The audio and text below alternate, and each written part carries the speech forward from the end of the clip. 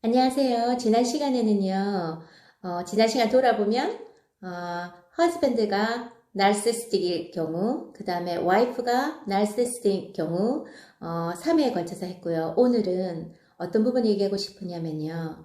이 사람들과 같이 사는 상대방, 배우자를 그럼 뭐라고 부를까? 나르시시스트의 그런 반대 개념은 무엇일까? 제가 알게 된 게 어떤 거냐면요. 그게 에코이스트예요. 에코이스트라는 말은 ECHOIST더라고요. 저도 처음 알았어요. 철자를 처음 알았어요. 에코이스트는 사실 날시시스트의 반대 개념이고요. 날시시스트의 관점에서 에코이스트를 자꾸 이렇게 해석해 놓은 그런 한국본이 많더라고요. 해석본이 많더라고요. 근데 어떻게 그걸 해석하냐에 따라 다 다른데요. 저는 좀 이렇게 보고 싶습니다. 나르시시스트한테 당하니까 너 당할만 해. You deserve it. 이런 관점으로 보면 참 나쁜 점이 많고 단점이 많다고 생각하지만 사실 이 사람들로 인해서 에코이스트라는 이 사람들 정상적인 사람들로 인해서 이 사회가 그래도 아름답게 돌아갈 수 있고 그리고 선한 걸 바라볼 수 있고 그리고 남에게 선한 사마리안처럼 도움을 줄 수 있고 그리고 또 세상을 품어주며 그렇게 살아갈 수 있게끔 만드는 원동력을 얻을 수 있는 거예요. 그러니까 에코이스트가 나쁜 관점으로 해석을 하면 안 된다고 저는 개인적으로 생각합니다. 그런데 이제 여러 가지 특성들을 한번 알아볼게요. 에코이스트라는 말은 사실 이게 어디서부터 나온 말인지는 알 수 없는데 가장 최근에 이 반대 개념으로, 나르시시스트의 반대 개념으로 이렇게 만들어내진 단어인 것 같습니다. 자기 방어 기제, 셀프 디펜스한 그런 개념으로 사용되기도 하고, 이타적인 사람들을 이렇게 부르면서, 사실 저는 이렇게 쉽게 생각해요. 에코이스트는 숙주고, 나르시시스트는 기생충이다. 전 그렇게 생각합니다. 이 기생충들이 뜯어먹고 싶은 그런 대상이 에코이스트인 거예요. 에코이스트의 특징에 대해서 보면요. 가스라이팅을 당하기 쉬워요. 이게 이제 단점이 될 수 있죠.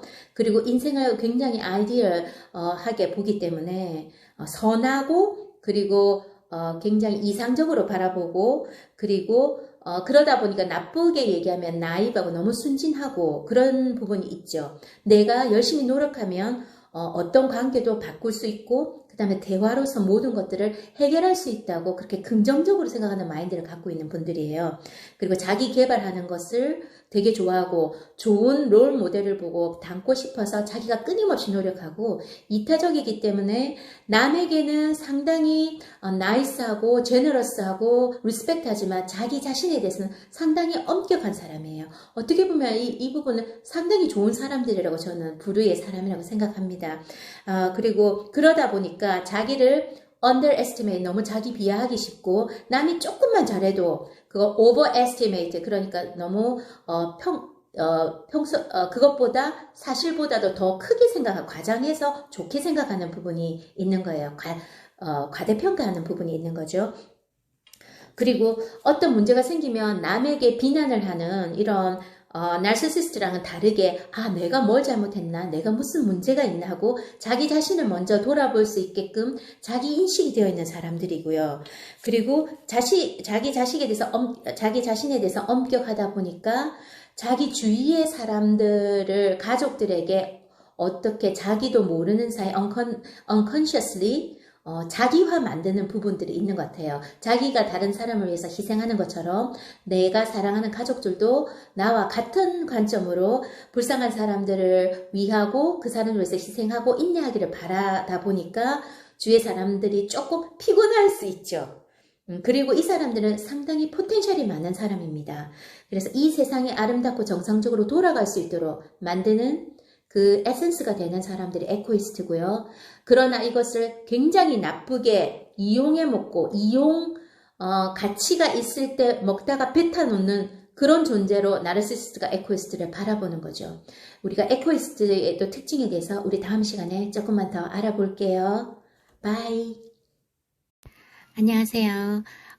오늘은 에코이스트 넘버 2, 에코이스트에 대해서 조금 더 얘기해보고 싶은데요.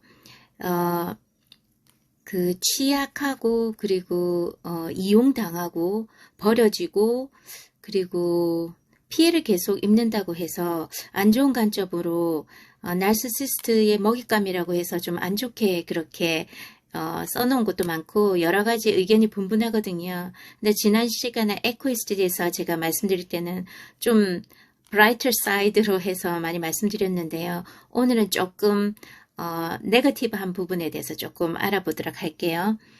제가 저번에 에코이스트라는 그 단어를 처음 알았다고 그랬는데 그게 신화에 나오는 내용이더라고요.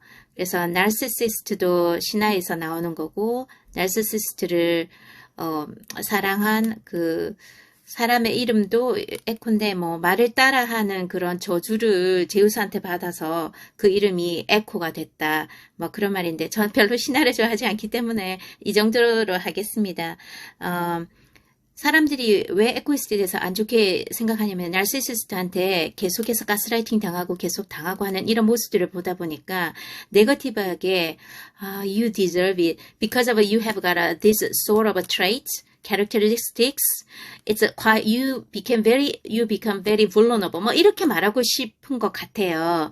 그래서 이것조차도 블레임하는 것 같아서 저는 조금 가볍게 얘기하겠습니다. 에코이스트는 주로 있잖아요. 나르시시스트한테 당할 때 지위가 낮아서가 아니라 주로 자아가 약하기 때문에 당하는 경우가 많고요. 목적 지향적인 삶을 사는 게 아니라 관계 지향적이고요. 바운더리가 불분명해요. 나, 너, 공과 사, 그리고 대인관계 기준 이런 바운더리가 불분명하기 때문에 일어나는 일들이고 사실 이걸 거꾸로 뒤집어 보면 나르시시스트는 내 것도 내 것, 네 것도 내 것 이게 나르시시스트의 관점이라면 에코이스트의 관점은 그냥 무한정으로 좀 줄 수 있고 뭐 내가 포기할 수 있고 그럴만 하니까 그런가 보다 라고 이렇게 해줄 수 있는 사실 제너러스한 사람들이에요. 과한 책임감이 있는 사람이라든가 아니면 다른 사람의 기분을 되도록이면 맞춰주려고 노력하는 사람. 그래서 이 사람들의 이름은 과도한 공감 능력을 지닌 자, empath를 하거나 co-dependent라고 부르기도 하죠. 그리고 yesman, 뭐 그렇게도 얘기하고요. 끊임없이 용서해주고 그래서 여기에 문제가 있는 게 뭐냐면요. 용서는 쉽게 하는 게 아니라는 거예요. 성경에 보면 용서해주라고 하지만 용서해주라고 해서 그 사람과 금방 풀고 금방 잘 지내라 이런 얘기가 아니라고 저는 믿습니다. 그 사람을 미워하고 악을 품고 있으면 내 몸과 모든 것들이 속이 타들어가기 때문에 하나님이 나 자신을 사랑하게 하시기 위해서 그 미운 마음과 복수를 내 손에서 놓고 용서해 주되 그렇지만 그 사람과 꼭 잘 지내라는 얘기는 아니거든요. 근데 많은 사람들이 또 용서해 주고 또 잘 지내고 이러다 보니까 계속해서 노출되는 것 같고요. 그리고 부모가 주로 나르시시스트인 경우 그 자녀가 나르시시스트로 사는 경우가 많습니다. 이 부분은 제가 1편까지만 얘기했고 2편은 곧 다시 또 올리도록 하겠습니다. 그래서 에코이스트에 대해서 안 좋게 얘기할 때 보통 struggle to express themselves라고 얘기해요. 자기 자신을 표현하기를 참 이게 힘들어한다.